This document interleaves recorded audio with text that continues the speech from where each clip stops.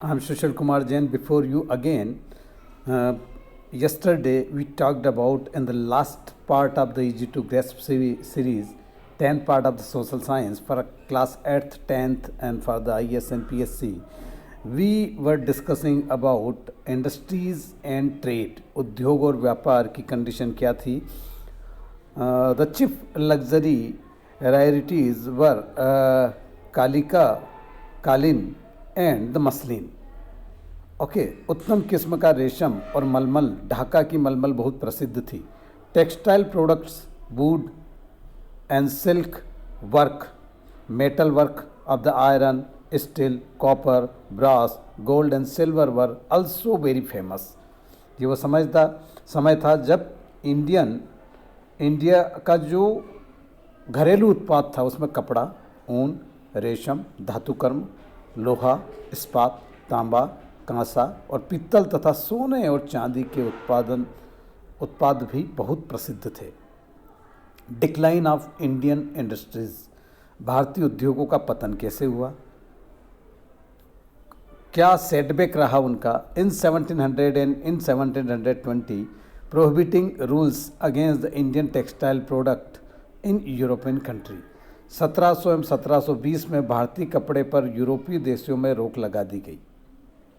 सबसे बड़ी बात है क्यों लगा दी गई. Control and monopoly over the distribution of the cotton.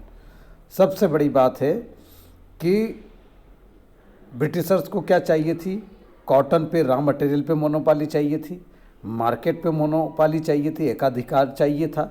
अतः उन्होंने क्या किया, उत्तम किस्म के कपास के वितरण पर अंग्रेजों का नियंत्रण और अधिकार हो गया.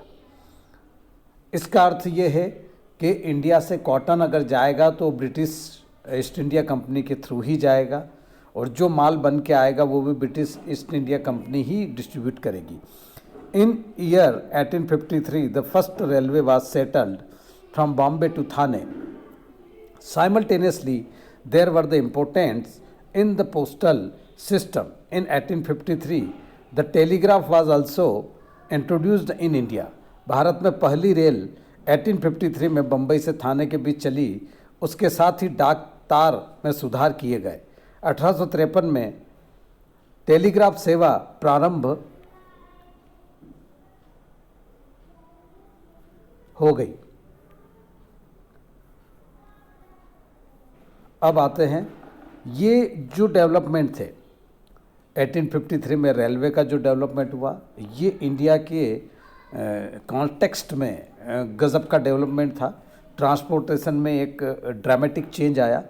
दूसरा है कम्युनिकेशन सिस्टम में टेलीग्राफ और पोस्टल कम्युनिकेशन में टेलीग्राफ के आने से बहुत ज़्यादा सूचना है जो है इंग्लैंड से इंडिया आने लग गई और इंडिया से इंग्लैंड जाने लग गई.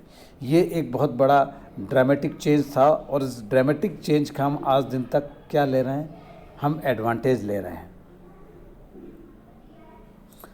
चलते हैं, अब आ जाते हैं हम सोशल लेजिस्लेशन की बात कर लेते हैं, सामाजिक कानून. अब सोशल लेजिस्लेशन की क्या ज़रूरत पड़ी. Social evils were in Indian society. भारतीय समाज की सामाजिक बुराइयाँ क्या क्या थी. First, female infanticide, the practice of killing infant girls. कन्यावध, लड़की का जन्म होने पर उसे मार देना. Second, sacrifice at the infant boys and girls. मासूमों की बलि देना, बलि चढ़ा देते थे. थर्ड, पर्दा प्रथा, घूंघट वाली जो प्रथा थी. फोर्थ, सती प्रथा, सती दहा और sati, burning of the widow on the funeral pyre of her husband. Sati प्रथा वो थी कि अगर किसी इंडियन वुमन के पति का अगर डेथ हो जाता था तो उसको गांव वाले लोग ले जाकर उसको, एक ट्रेडिशन था कि वो उसके अर्थी के ऊपर बैठ के और खुद अपने आप को भी सती दाह कर देगी, है ना. सती प्रथा या सती दाह या सती, युवती यदि विधवा हो जाए तो उसे अपने पति की चिता के साथ जलना होता था या मजबूरन जला दिया जाता था. In Bengal presidencies, alone 8 8,134 cases of the sati were recorded from 1815 to 1828. Bengal का जो प्रांत था, बंगाल प्रांत में 8,134 केस दर्ज हुए सती प्रथा के 1815 से लेकर 1828 के बीच में। सोच लीजिए कि क्या कंडीशन रहेगी उस टाइम भारत की। अकेले बंगाल प्रांत में सन 1815 से 1828 के बीच 8,134 सती प्रकरण दर्ज किए गए। Banning of this barbarous practice in 1829 में by William Bentinck was the governor general. The powerful